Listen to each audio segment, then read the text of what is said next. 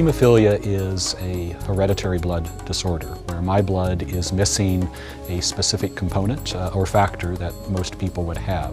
So I don't stop bleeding like you would after a cut, an accident, or an injury. So when I was born in 1960, there was no treatment for hemophilia. The only treatment was whole blood or fresh plasma. And as a child, my life expectancy was sometime in the early 20s or 30s. When kids learn to crawl, they start crawling on their knees, you bump into the furniture, you learn to walk and you fall down. There's a lot of risk of bleeding and internal damage. By the time I started first grade, I was wearing a brace on my leg because of the inability to control the bleeding and the significant joint damage. And spent most of my life walking with crutches or a cane until what I guess now is about 12 years ago when I was able to have both knees replaced. As a child, when I started with whole blood donation, it took hours. In the 1960s, when cryoprecipitate was discovered, it still took hours just to mix and to infuse. Today, it's a 5-minute process.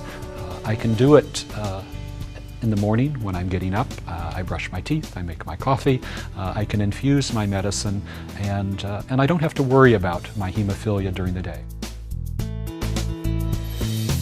I've had the privilege to travel the world and represent the World Federation of Hemophilia. Much of the world only has the opportunity to treat what would be called on demand or episodically, only after the event of bleeding or an accident or an injury.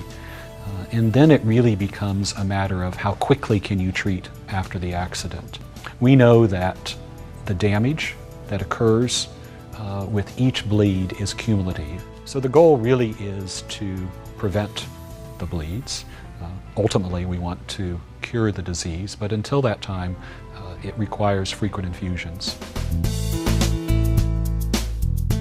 The number of patients around the world continues to grow.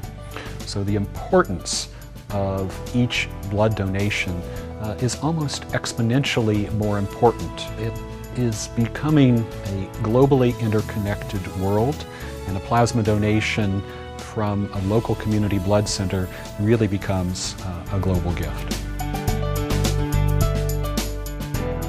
The scientific advances of the last 50 years have brought us to the point where individuals living with a rare disease such as hemophilia can live a rich and full life. The challenge now is how can we make a difference globally?